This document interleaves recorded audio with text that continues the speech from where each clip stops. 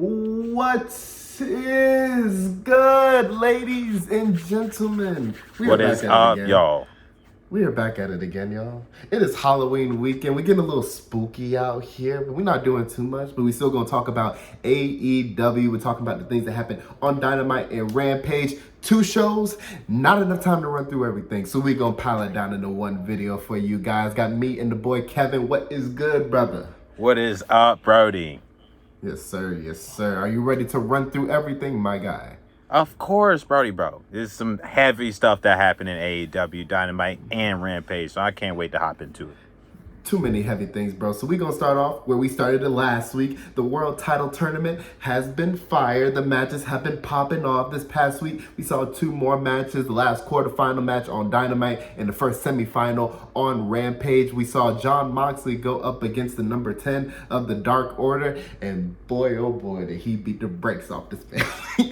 Yeah. He killed this man, bro. I don't know if you understand. You got to go watch that thing, bro. Like, he straight up, he got into the ring. 10 got a little bit of some shots in, and after that, it was donezo. He was finished. He bloodied, hit him with the ring post and everything, paradigm shift over, and as soon as the match ended, Moxley was gone. Like, he dipped. I want to talk about that a little bit later, but we got the other final match coming up on Rampage. We have Bryan Danielson going up against Eddie Kingston, and boy, oh boy, was that a barn burner as well. That's probably the best Eddie Kingston match probably I've ever seen, just a singles match. We saw him and Moxley against the Young Bucks. I really like that matchup, but this was the best singles match he's probably had in AEW. In my opinion, Bryan Danielson just brought the best out of him, frankly, just with the hard shots, the chops. Danielson's chest looked like a whole tomato or some pasta sauce or something. It was beautiful. I loved every second of it. Bryan Danielson got the tap out win with that triangle choke and just repeated elbows to the head, and we saw Eddie Kingston flicking him off as he lost consciousness, of course. This tournament has been so fire up to this point, man. What is your kind of impression just about the result and where we're kind of going now? I'm loving the story with Jon Moxley. Jon Moxley's story throughout this, leading into and seeing it come full force, has been a sight to see. I'm really glad to see this so stone cold hearted Jon Moxley. This is a stone cold Mox that we're seeing right now. Yeah. And then seeing just the pure what Bryan Danielson brings out of other wrestlers in every match he's in. It's the best. It's the best. It's exactly. The best. He's literally it's an instant classic every single time Bryan Danielson is in the ring. And he's of course didn't make it high in PW Insider's top 100, but I sure believe he will be next year because of the quality of matches and that he brings out. And there's numerous compliments that he gets saying that he is the best pound for pound pure wrestler in pro wrestling. And he only shows it on a week-to-week basis. So another thing that I like, the same thing I like when it came to the Dustin Rhodes match, is that these guys are not tapping. He is not pinning these guys either. He is submitting them, and they are losing consciousness. New ways to win. Yep. It is literally the best way to win matches when you are looking to continue to keep your opponent looking strong at the end of the match. And then, of course, to make the person who won the match, to make him look like the ultimate, like, big guy going in and being the big force. Because honestly, I believe Bryan Danielson is the biggest problem in this tournament outside of Mox. If we do get those 2 in the finals, my goodness, it's going to be the match, possibly the match of the year. I agree. I really do. I think Bryan Danielson, like you mentioned, he has a way of just bringing out the best out of people. Like, he hasn't really had a bad match, like, since he's gotten to AEW. Like, every match that he's been included in, even if it wasn't a single match, has been fire. Like, nothing has lacked in terms of quality, and I really think that he's just been allowed to kind of just like be himself, be the wrestler that he wants to be, frankly. And I think that's just a violent boy. Like, he comes out here, he was like, I will kick your head off of your body. And then he does it. And I'm like, oh my gosh, I love this. Where was this for like the past like 7-10 years? I'm like, oh my gosh, this is amazing. So he has been killing it. I don't know fully what I expect from the finals of the tournament. I fully believe that it will be him and Moxley going at it. That's possibly, like you said, like the match of the the year quality that can come from that and stem from that is incredible. Jon Moxley and Orange Cassidy, that's going to be an interesting matchup coming up on Dynamite on Wednesday. What do you think that's going to kind of look like? Because I don't really know. The way he beat 10, I don't think that's going to be the same way he beats Orange Cassidy. And if he does, that's like an impressive statement for like the state of this tournament and what's going to happen in the final. Yeah, I don't think it's nowhere near going to end up like that. I fully believe that when we see Orange Cassidy versus Jon Moxley, we're absolutely going to see a barn burner. We're going to see the serious guy that's dedicated to his craft and winning right now versus the guy who just doesn't care. And I do believe we're going to see a traditional Orange Cassidy match with a little bit of the new school Mox. The best comparison, I would be Pac versus Orange Cassidy. I think we're going to get that style of a match where you see the one that is serious get frustrated with Orange Cassidy and end up trying to go and pretty much swing in at nothing, because you know how Orange Cassidy is. Even in his relaxed state, he's able to make you miss and make you even more frustrated than what you were before. And then when everything finally starts to pick up, when he decides to pick up his offense, then we see an instant classic. And I fully believe that's what we're going to see in Dynamite. If it's not the main event, I hope it starts the show.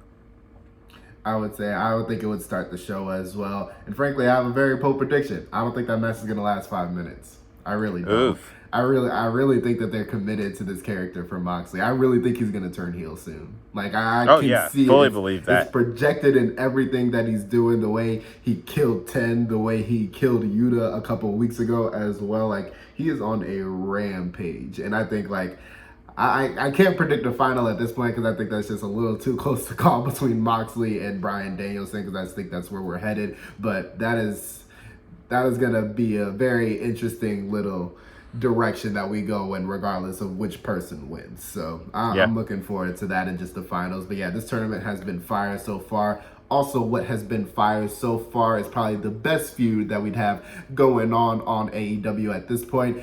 Darby Allin versus MJF. We see MJF come out on Dynamite this week, beats a local no-name, Mr. Sean Donovan. I don't know why I said no-name and then said his name, but we're going to bypass that. beat him real flat and all that. And then he comes out and he's pretty much talking down the city that he's in, continues to talk them down. We see a Sting kind of fake out. We see his music play, and then he doesn't actually come out. Wardlow, he actually gets distracted. Little seeds are being sown there that I liked, as Wardlow wasn't really in on the plan between MJF and Sean Spears. And then the lights actually go out. We get a nice little video package of Darby destroying like a fake cosplayer MJF, and then they appear. Sting is in the ring with the bat. MJF tries to escape outside the barricade, but Darby Allin on the outside returns dressed as the Invisible Man.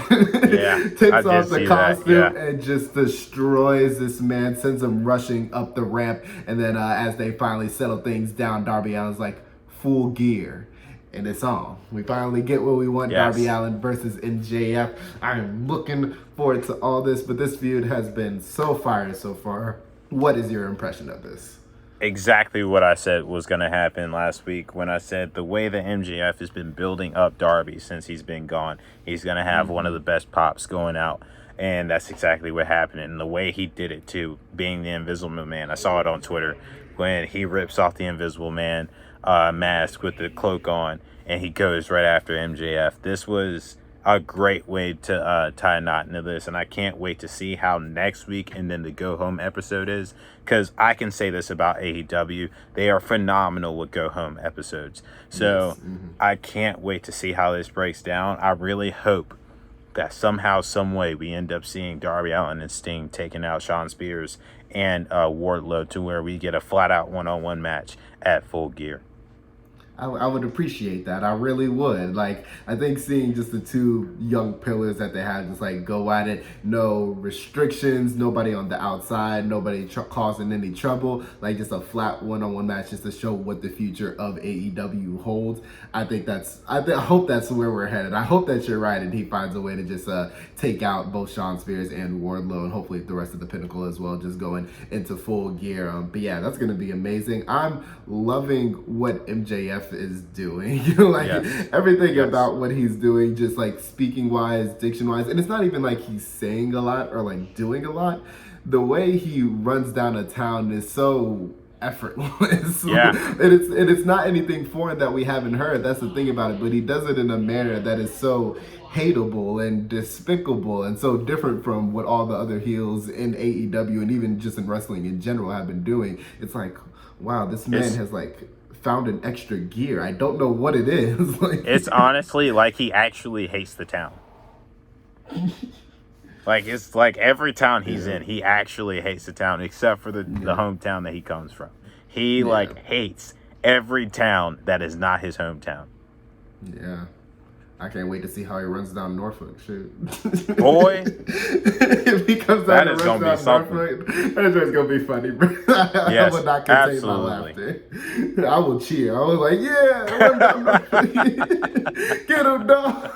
But I can't wait. And for those who don't know, we'll be at the show after Full Gear in Norfolk, Virginia on the 17th. So that is going to be very lit, very lit. But yeah, everything that they've been doing with this feud so far, I hope they continue to do feuds with like these young guys like this and continue to build people up. Of course, like MJF and Darby are kind of like those mainstays that have been here ever since like AEW has kind of kicked off. But even like the lesser guys, like I want to see like Ethan Page get into like a long-standing feud. Like I really want to see that. Absolutely. I've kind of seen glimpses of that with Sammy Guevara and Darby Allin, but I want to see that for him. I want to see that for the other younger guys on the roster that are kind of getting that shine a little bit. So I'm looking forward to what they continue to do for sure.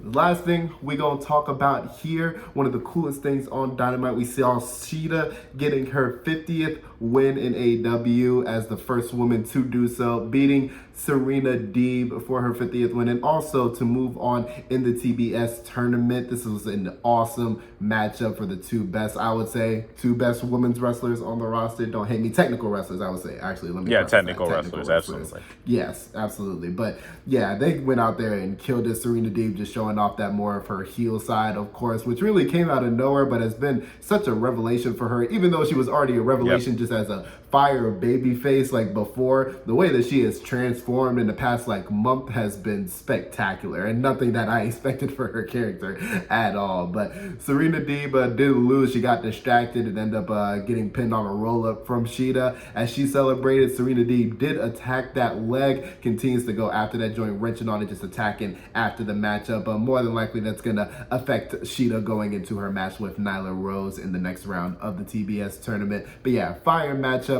It's been a fire tournament so far, I would say, as well. Most of the matches haven't really stood out like that, I would say, but this is the first match that really like kicked things off. I'm like, all right, we gotta pay attention to this tournament. What was kind of your impression?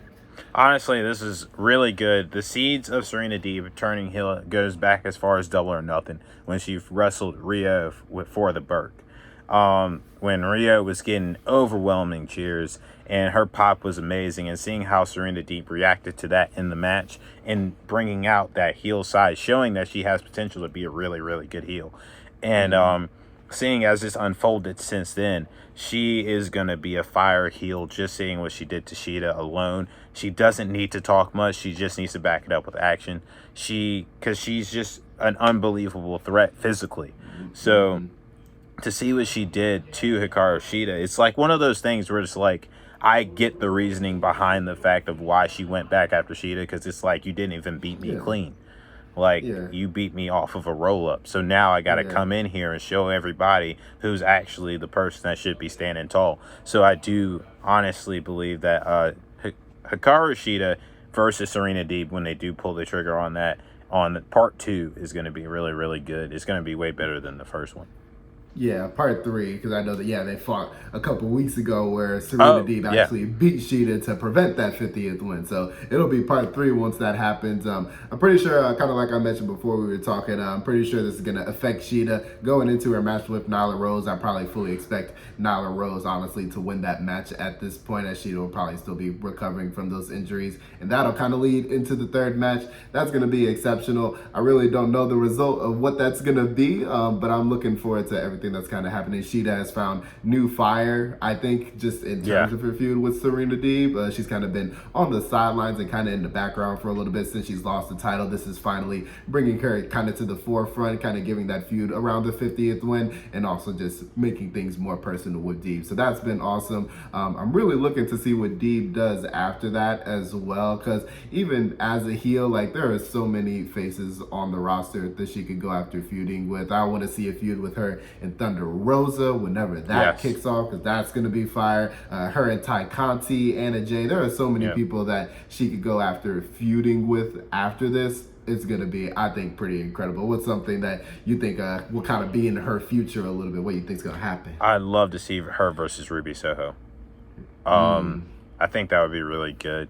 And that would actually bring out more of her character to where it would cause her to have promos, because we know Ruby cuts very solid promos. So I would love to see what Serena Deeb could do and what Ruby could bring out of Serena Deeb in the promo area. But honestly, to see how Ruby takes punishment against bigger heels, and to see how she would be able to endure that, especially in the technical style with Serena Deeb, I would love to see something like that. Yeah, absolutely. Yeah, her and Ruby Soho would be phenomenal. But yeah, everything that they're doing with the women's division so far has been pretty good. We saw the Trick or Street match on Rampage with Britt Baker and Abaddon. I know some people won't really feeling all that, just with Abaddon just like rising up like the Undertaker and things like that. Not specifically like the Undertaker, but coming up just kind of shaking things off. More like the Fiend, actually. That's a better comparison. But yeah, Britt Baker beat her down, and I'm loving what they're kind of doing with that. She's facing Ty Conti at Full Gear, so that's going to be fun. I think AEW, they're really hitting on all cylinders right now. Like, I'm really rocking with what is going on. There was nothing bad on Rampage. There was nothing bad on Dynamite, frankly, either. I know people have their qualms about the indie style of maybe like the main event, just the Halloween style and the 8-man tag. But either way, it was still fire and made for a nice moment with Hangman Page just to stay puffed. That was great. Oh my goodness, that was so great. That was amazing. Brandon Cutler, boy. I mean, what else did you kind of enjoy from like the other two shows? The Hangman coming back. Oh my goodness. Him coming back, and the way the Dark Order set it up, as of course they knew he was the Marshmallow Man, and of course the Elite bring out the donkey. They end up doing the BTE trigger, and then of course they're surprised that it's Brandon Cutler in this costume, and the pop when of course all the members of Dark Order that were in the match drag out everyone but Mac Jackson, and then you see the pop of everyone when Hangman takes off the mask of the Marshmallow Man and then just goes in, and the bump that Matt Jackson took was great. The bump was amazing. That was pretty fun. Exactly. But another thing is the gripes that people have about Abaddon. Guys, this is how her character's been since she's gotten started. She just pops up from everything because she doesn't really feel pain. This was really her first loss. So, I mean, I'm not really surprised. But, of course, I'd rather her win, but I'd rather her stay as far away from the championship as possible. Like, one of me and my coworkers, he diehard wrestling fan. Me and him were talking when it came down to like Malachi Black and like the Fiend. These are characters that are meant for special attractions, and so is Abaddon.